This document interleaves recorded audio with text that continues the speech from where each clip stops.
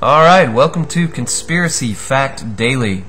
It is January 31st, and let's get right into it. One of the big news stories today that was prevalent in alternative media was the increasing infringement on our rights when it comes to the internet. A lot of talk right now is over this new legislation called ACTA. If you'll look at my blog, go to my blog, and you can reference some articles about ACTA. But essentially, it's something that was already passed. And it sounds like it's probably going to be a lot worse than SOPA. But I want to talk about SOPA for a minute. We as Americans shut down SOPA. And the interesting thing about SOPA is that we all joined together in the name of liberty and shut it down. I think that's something that we all need to kind of take a step back and look at, because people have talked about this. People have talked about it doesn't matter if you're a Democrat or Republican. Everybody has liberty in common. We saw soccer moms. We saw emo rockers. We saw Lord knows what, exhibitionists for all I know. But we saw many different types of walks of life joining together and shutting down this legislation. So I think that's really important, and it kind of gives me some hope that maybe truly liberty can unite this country. And maybe we can put somebody into office like Ron Paul. But please go to my blog, and you can take a look at some of the articles about ACTA.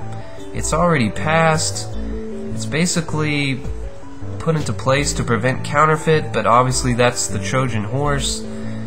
It sounds like at the flip of a button they're just going to be erasing whatever they don't like on the internet.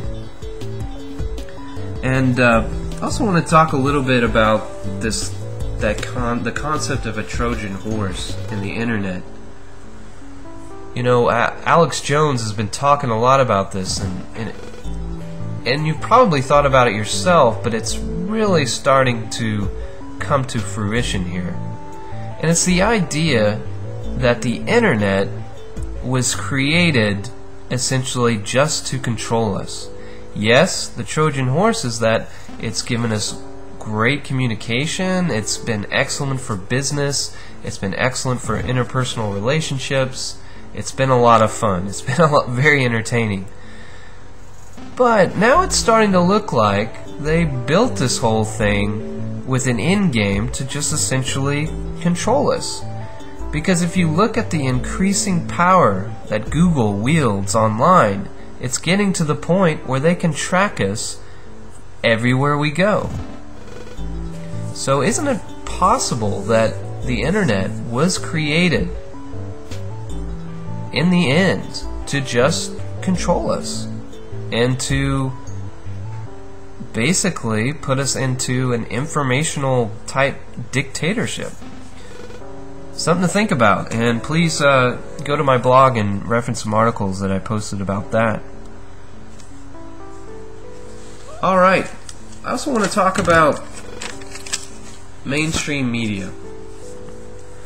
Now, maybe you've had this conversation like I've had, where you're talking to a family member or a friend, and they tell you, well, yeah, you're saying that, but why isn't everybody saying that? Why, when I go online or watch the news, nobody's talking about this?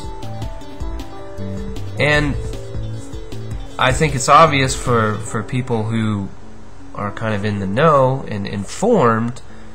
The reason for this is that the mainstream media is controlled, and it's a filter. It's difficult to get truth into a mainstream media, and that's why we have the alternative media.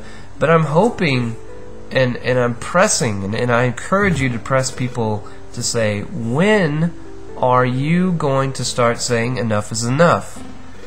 you can document over and over again with videos and stories that the mainstream media lies.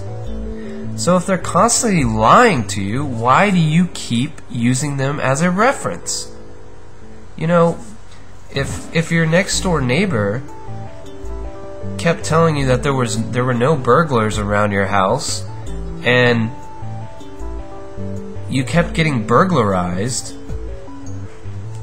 maybe you probably shouldn't trust your next door neighbor.